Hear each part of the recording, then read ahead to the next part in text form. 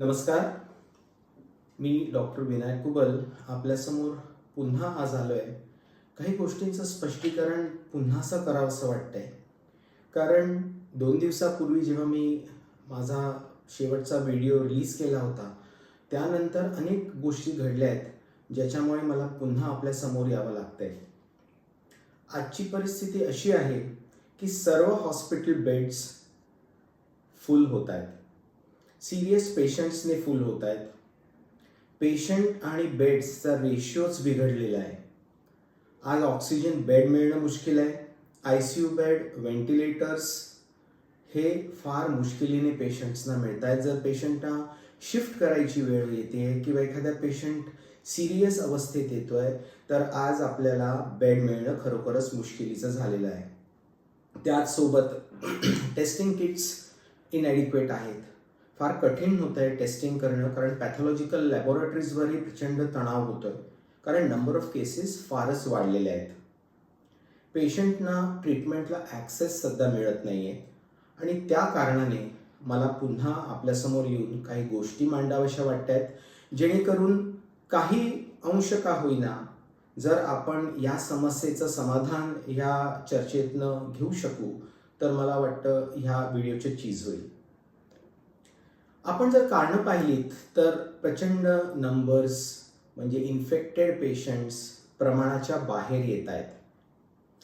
त्याची कारणं अशी आहेत की आपण सुरुवातीच्या काही आजाराच्या लक्षणांवर दुर्लक्ष करतोय.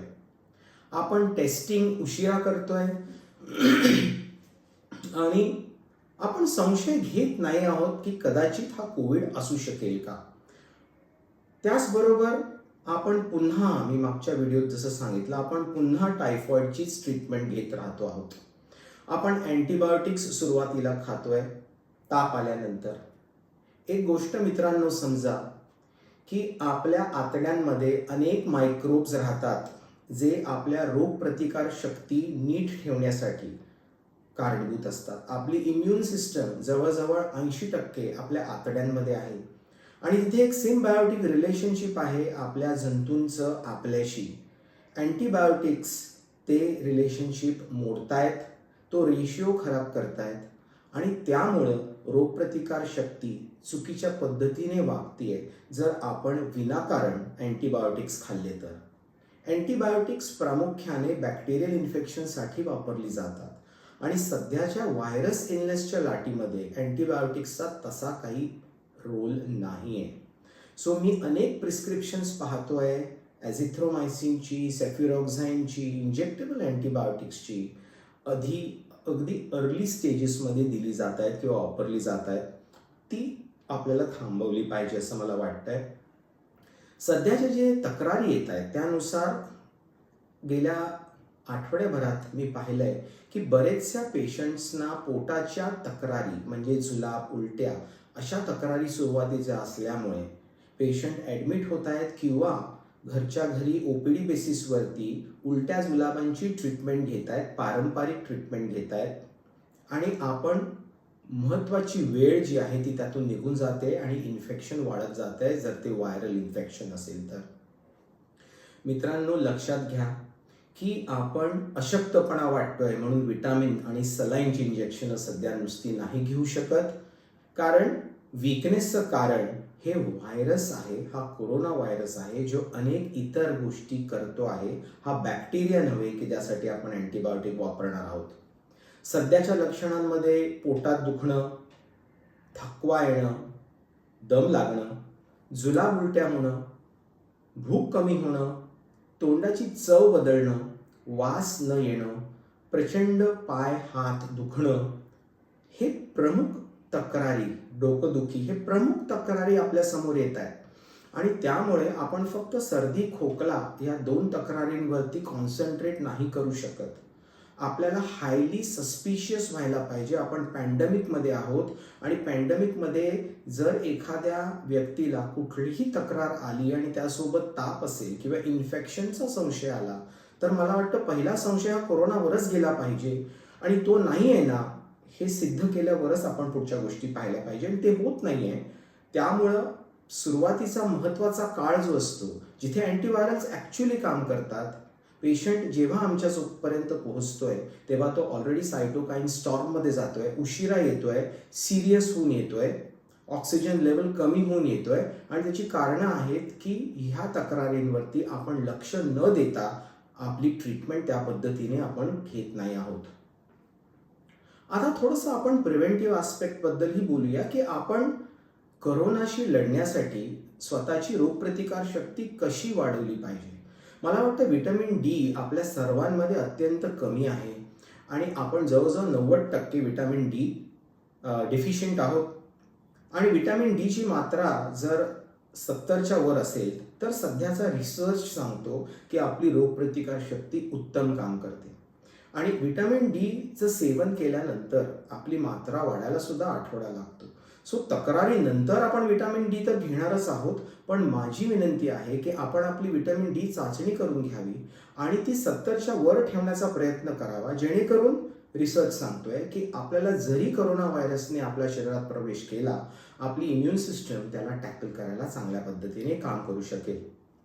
त्याचबरोबर काही सप्लिमेंट्स आहेत जी शास्त्रांनी सांगितली आहेत की जी सध्याच्या 1 वर्षाच्या रिसर्चमध्ये पुढे आलेली आहेत, ज्यांचं सेवन जर आपण केलं तर निश्चित प्रमाणात आपली रोगप्रतिकार शक्ती चांगली होऊ शकेल.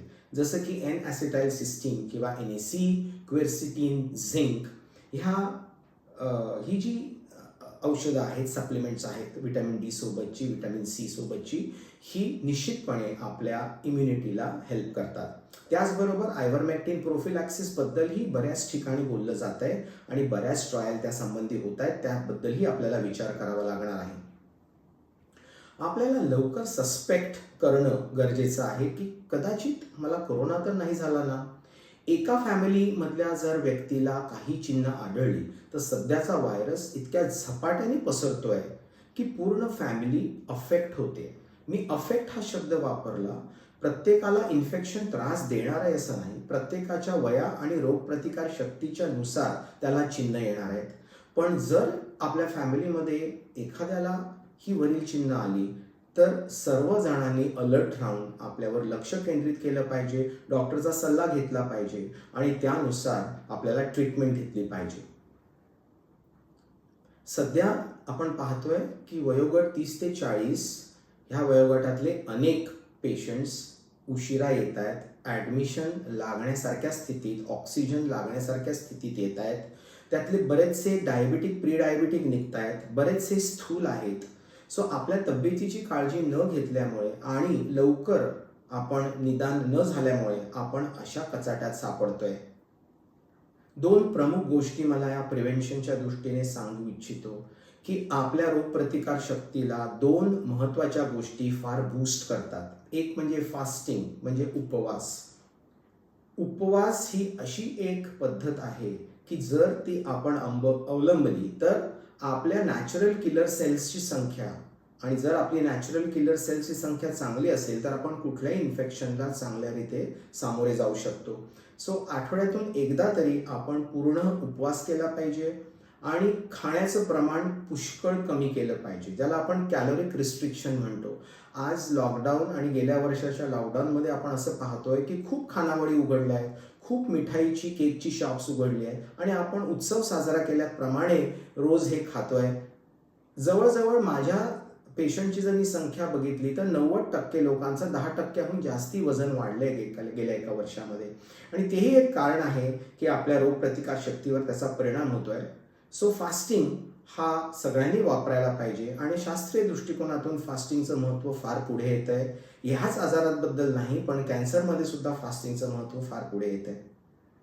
दुसरी गोष्ट मला महत्त्वाची सांगावी वाटते ती आहे फ्रुक्टोज. फ्रुक्टोज ही शुगर आपल्या लिव्हरवरचा बोजा वाढवते. फ्रुक्टोज आणि कोविड ह्याच्यावर आता अनेक रिसर्च पेपर्स आहेत. सो ज्यूसमध्ये फ्रुक्टोज प्रचंड प्रमाणात आहे, टेबल शुगरमध्ये फ्रुक्टोज आहे. सो फ्रुक्टोज सिरप्स आपण जेवणामध्ये किंवा चायनीज जेवणामध्ये वापरली जातात. फ्रुक्टोज आपल्या आजाराला जास्ती त्रास देणार आहे हे रिसर्च सांगतोय. सो ज्यूसेस पिऊ नका, फ्रुक्टोज खाऊ नका, शुगर्स खाऊ नका, आजारपण कमी राहील. ट्रीटमेंटच्या दृष्टिकोनातून जर आपल्याला बोलायचं झालं तर मी म्हणेन test early, come early, treat early. लवकर टेस्टिंग करा, लवकर डॉक्टरकडे जा, लवकर संशय घ्या की मला कोविड झालाय की नाही आणि त्या पद्धतीने ट्रीट करा, रिपोर्ट्स करा. डॉक्टरांकडे निश्चितपणे लवकर जाण्याची गरज सध्याच्या काळामध्ये आहे. सध्याचा फार फास्ट रॅपिड स्प्रेडिंग आणि त्रास देणारा म्युटंट व्हायरस आहे. सो जर आपल्याला वरील मी सांगितल्याप्रमाणे कुठल्याही तक्रारी असतील तर त्यावर दुर्लक्ष करू नका. CBC, CRP, LFT, platelets, D dimer ह्या टेस्ट कराव्या लागतात. केस टू केस बेसिसवर पाहून कराव्या लागतात. RT-PCR ही गोल्ड स्टँडर्ड आहे, पण सध्याच्या काळामध्ये आम्ही पाहतोय की बऱ्याचदा RT-PCR निगेटिव्ह येते जर पोटाचे सिम्पटम्स आहेत किंवा जर पेशंट उशिरा आलाय आणि त्याच्या नाकातोंडामध्ये व्हायरस आढळत नाहीये तर RT-PCR निगेटिव्ह येते. सो RT-PCR निगेटिव्ह आली म्हणजे मला आजार नाही असं आपण नाही म्हणू शकत. इतर गोष्टीही आपल्याला पाहायला पाहिजेत आणि त्या अनुषंगाने HRCT करणं हे सुद्धा बऱ्याचदा गरजेचं असतं. जर ताप अजूनही येतो आहे, आजाराची लक्षणं चालू आहेत आणि आठवडा होऊन गेलाय, निश्चित प्रमाणात आपला आजार पुढे जातोय आणि HRCT ही आपल्याला एक इम्पॉर्टंट टेस्टिंग आहे जी आपल्याला आपल्या फुफ्फुसाची ग्रासलेली स्थिती दाखवते. सो HRCT सुद्धा करावी लागू शकते. जर तुम्हाला डॉक्टरनी सांगितलं आहे ह्या टेस्ट करून घ्या, त्याचा अर्थ असा असतो की सध्याच्या स्थितीचं गांभीर्य लक्षात घेण्याच्या दृष्टीने आपल्या आजाराने आपल्या इतर अवयवांना काय नुकसान केलंय त्या दृष्टिकोनातून ट्रीटमेंट प्लॅनिंगसाठी सुद्धा आपल्याला ह्या टेस्ट करणं गरजेचं आहे. पुन्हा RT-PCR ही फक्त 60 ते 70% लोकांमध्येच पॉझिटिव्ह येते ज्यांना इन्फेक्शन आहे. सो 10 जर कोरोना बाधित व्यक्ती आहे तर 7 लोकांची टेस्टच पॉझिटिव्ह येणार आहे, 3 सुटणार आहेत आणि ते 3 सुटलेले लोक अनेक लोकांना इन्फेक्ट करणार आहेत जर आपण फक्त RT-PCR वर गेलो तर. सो इतर गोष्टींकडे दुर्लक्ष करून चालणार नाही आणि फक्त RT-PCR वर फोकस करून चालणार नाही. RT-PCR टेस्ट केली गेली पाहिजे, संशयिताची केली गेली पाहिजे, पण जर ती निगेटिव्ह आली म्हणजे मला आजार नाही आणि दुसरंच काहीतरी आहे यापेक्षा इतर गोष्टी सुद्धा पाहाव्यात. वॅक्सिन बद्दल जर बोलायचं झालं तर वॅक्सिन घेतल्यानंतर 2.5 ते 3 महिन्यानंतर आपल्याला पूर्ण इम्युनिटी येणार आहे. आज वॅक्सिनचा तुटवडा आहे. आपल्या देशामध्ये 2 ते 3% लोकांना फक्त वॅक्सिन मिळालेलं आहे.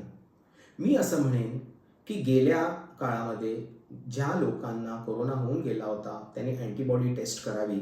अँटीबॉडी टेस्ट जर पॉझिटिव्ह आहे तर मला वाटतं वॅक्सिन हे ज्याची अँटीबॉडी टेस्ट निगेटिव्ह आहे त्याला प्राधान्याने देण्यात यावं. जसं वॅक्सिन उपलब्ध होईल तसं सगळ्यांनी घेण्यात यावं. इनफॅक्ट आता रिसर्च असंही दाखवतोय की ज्यांना ऑलरेडी होऊन गेलाय कोविड त्यांना कदाचित 1 डोस पण पुरेसा पुरतोय. त्याबद्दल अधिक माहिती आपल्याला मिळणारच आहे. पण जर आज माझ्याकडे एखादं सुरक्षा कवच आहे तर मी ते वॅक्सिन दुसऱ्या व्यक्तीला देणं ज्याच्याकडे नाही आहे हे मला जास्ती रास्त वाटतं आणि त्या पद्धतीने जर आपण देशामध्ये वॅक्सिनेशन केलं तर मला वाटतं आपण वॅक्सिन अप्रोप्रिएटली वापरू शकू. आज आपल्याला सगळ्यांना अचानक वॅक्सिन देण्यासारखी एवढी वॅक्सिनची स्थिती नाही आहे. आपली लोकसंख्या अनेक आहे. सो अशा पद्धतीने ज्यांची अँटीबॉडी टेस्ट पॉझिटिव्ह आहे त्यांनी थांबावं आणि ज्याची अँटीबॉडी टेस्ट निगेटिव्ह आहे त्यांना प्राधान्य देण्यात यावं. हेच मला वाटतं की वॅक्सिन ह्या पद्धतीने केलं पाहिजे. डिसेप्टिव्ह राहू नका. लवकर या, लवकर टेस्ट करा, लवकर ट्रीट करा. ऑक्सिजन बेड लागणं, रेमडेसिवीरसाठी वणवण भटकणं आणि व्हेंटिलेटरवर जाणं ह्यासारखी नामुष्की नाही. तर मित्रांनो, कृपा करून मी दिलेल्या सूचनांवर निश्चितपणे लक्ष द्या आणि जर तुम्हाला त्या संदर्भात काही शंका असतील तर माझा ईमेल ID आहे vskubal@gmail.com. तुम्ही त्यावर मला मेल पाठवू शकता. हा व्हिडिओ तुम्ही शेअर करा आणि काही शंका असतील तर मला ईमेल करा. मी निश्चितपणे तुमच्या प्रश्नांना उत्तर देण्याचा प्रयत्न करेन. पुन्हा एकदा सांगतो की उलटी जुलाब म्हणजे कावीळ नाही, ताप येतोय विडाल पॉझिटिव्ह आला म्हणजे टायफॉइड नाही, अशक्तपणा आहे म्हणून सलाईन लावून घेऊ नका. लवकर या, लवकर टेस्टिंग करा, लवकर डॉक्टरला रिपोर्ट करा, लवकर डायग्नोज करा आणि सिरियसनेसकडे जाण्यापासून टाळा. नमस्कार, धन्यवाद.